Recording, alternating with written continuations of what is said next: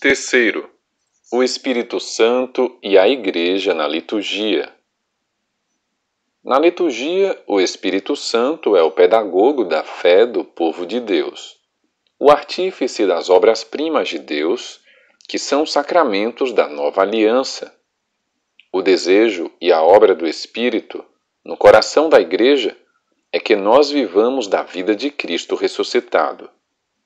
Quando ele encontra em nós a resposta da fé que suscitou, realiza-se uma verdadeira cooperação.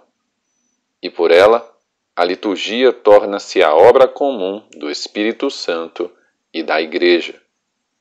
Nesta dispensação sacramental do mistério de Cristo, o Espírito Santo age do mesmo modo que nos outros tempos da economia da salvação. Prepara a Igreja para o encontro com seu Senhor, lembra e manifesta a Cristo a fé da Assembleia, torna presente e atualiza o mistério de Cristo pelo seu poder transformante e, finalmente, enquanto Espírito de comunhão, une a Igreja à vida e à missão de Cristo. O Espírito Santo prepara para acolher Cristo. O Espírito Santo realiza na economia sacramental as figuras da antiga aliança. Uma vez que a Igreja de Cristo estava admiravelmente preparada na história do povo de Israel e na antiga aliança, a liturgia da Igreja conserva, como parte integrante e insubstituível, fazendo os seus elementos do culto dessa antiga aliança.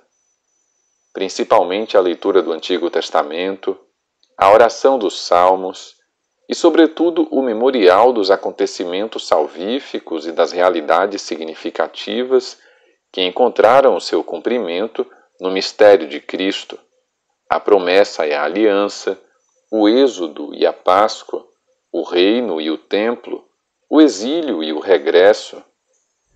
É com base nesta harmonia dos dois testamentos que se articula a catequese pascal do Senhor e, depois, a dos apóstolos e dos padres da Igreja. Esta catequese desvenda o que estava oculto sob a letra do Antigo Testamento, o mistério de Cristo. É chamada tipológica, porque revela a novidade de Cristo a partir das figuras, tipos, que a anunciavam nos fatos, palavras e símbolos da primeira aliança. Por esta releitura no espírito de verdade a partir de Cristo, as figuras são desvendadas.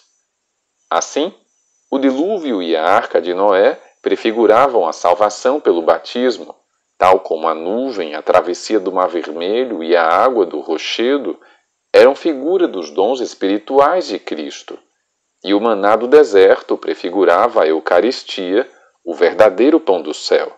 João 6,48. É por isso que a Igreja, especialmente por ocasião dos tempos do Advento, da Quaresma e, sobretudo, na noite da Páscoa, relê e revive todos estes grandes acontecimentos da história da salvação no hoje da sua liturgia. Isso, porém, exige igualmente que a catequese ajude os fiéis a abrirem-se a esta inteligência espiritual da economia da salvação, tal como a liturgia da Igreja a manifesta e nola faz viver. Liturgia judaica e liturgia cristã. Um melhor conhecimento da fé e da vida religiosa do povo judeu, tal como ainda agora são professadas e vividas, pode ajudar a compreender melhor certos aspectos da liturgia cristã. Para os judeus, tal como para os cristãos, a Sagrada Escritura é uma parte essencial das suas liturgias. Para a proclamação da Palavra de Deus, a resposta a esta palavra, a oração de louvor e de intercessão por vivos e mortos, o recurso à misericórdia divina, a liturgia da Palavra, na sua estrutura própria, encontra a sua origem na oração judaica.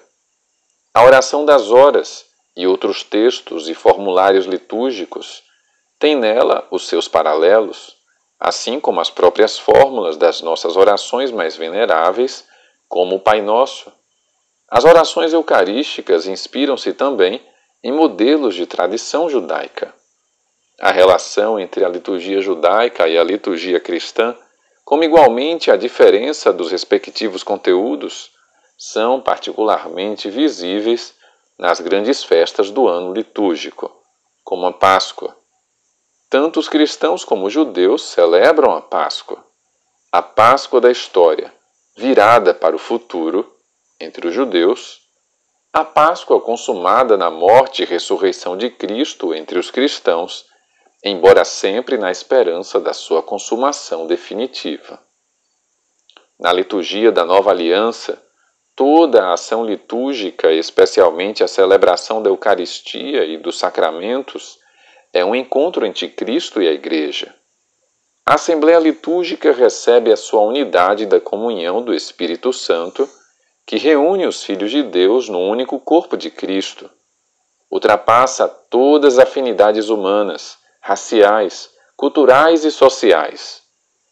A Assembleia deve preparar-se para o encontro com o seu Senhor, ser um povo bem disposto. Esta preparação dos corações é obra comum do Espírito Santo e da Assembleia, particularmente dos seus ministros.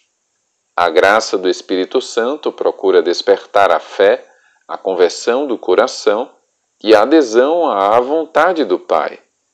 Estas disposições pressupõem-se para receber outras graças oferecidas na própria celebração e para os frutos da vida nova que ela é destinada a produzir em seguida.